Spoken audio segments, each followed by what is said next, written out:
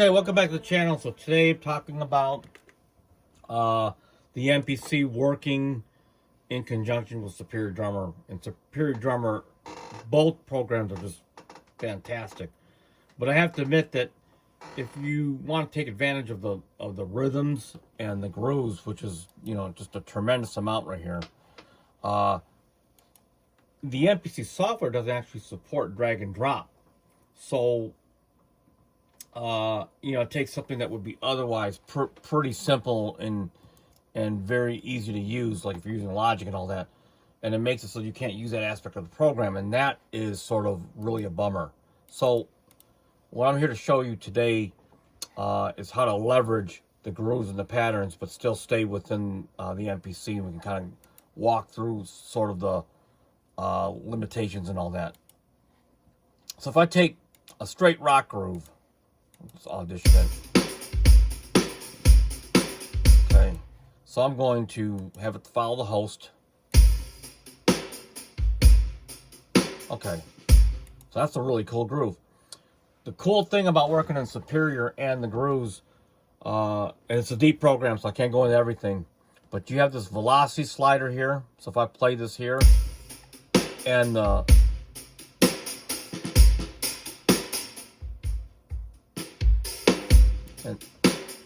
and I truly believe this was designed to sort of fix some of the inequalities. So like some of the drum libraries that were sampled just don't have the same velocities and all that. And this is like the quick way to actually globally fix some of these velocities on the different samples and kits and all that. So, but anyway, I'm going to go drag this little verse in here. Okay. And we'll go, I believe it's 5 bars. Okay, so 1, 2, 3, 4. Okay, 4 bars. And so now it's all in sync.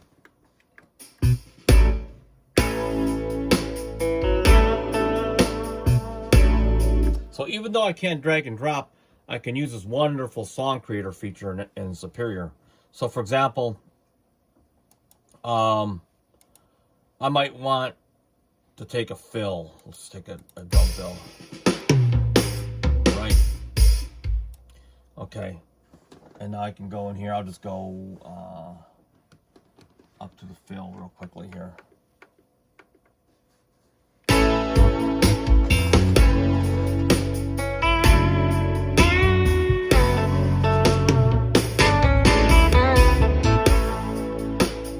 So keep in mind that the timeline inside Superior to the host of the MPC, it's going to sync exactly on the timeline. So measure 1 is measure 1 and whatnot. So for example, if you have an 8-bar groove, this is actually a great example here. Or if you have in the MPC, let's say just a 2-bar groove. Take this down to 2 bars. Watch what happens.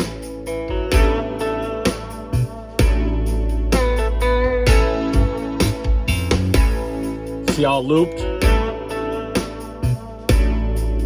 So it's only going to play bar for bar, measure for measure, which is by the way a great thing. Okay, it actually is better that it works that way, especially for punching in and all that. You want everything to be synced. So another cool thing that you can do is you can add another track, which is to me like another alternative take. So if you wanted to take a groove like this. Let's see. Okay. So look, check this out. Okay. Let's take this to 4 bars.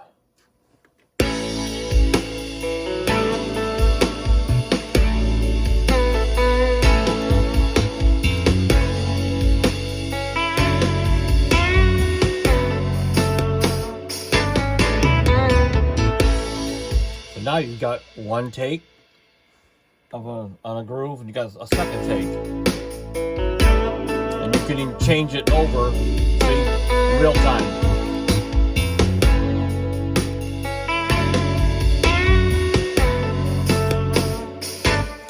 So as you can start to see, if you're willing to kind of keep your options open, this could actually be a good thing. So if I double click this, you have the grid editor and the playstyle editor. So if, for example, the power hand on this groove, it happens to be on the ride cymbal, I'll change it to the bell.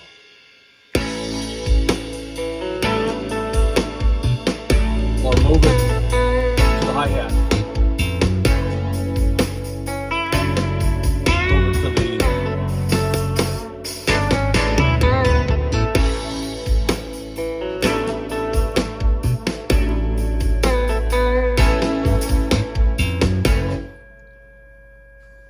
okay, and the cool thing about that is if I go to grid editor here, you can kind of see everything here. And so it's on the close tip, but you can change that to here. You could change the snare, like these rim shots. You could change it to the side stick.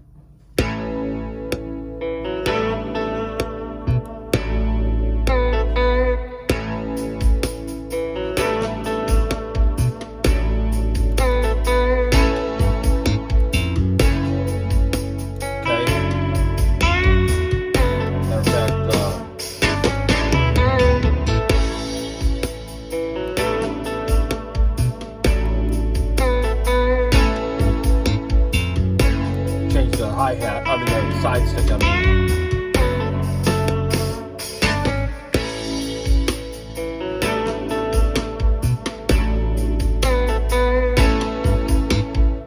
And so hopefully you're starting to kind of see that maybe you do want this to stay in Superior drum tracks, and you'd maybe rather not have them in actually the MPC until maybe you want to burn down his audio or whatever, and you can bounce them, of course, down through Superior and then import the audio files back. But this is sort of just like a small taste of how you would use it. One small caveat I found, so if those of you that have already tried it may already know, is if you're recording like this, so it's not in sync,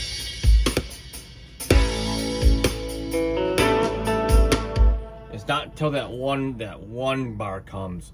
And that's not exactly sure why that is.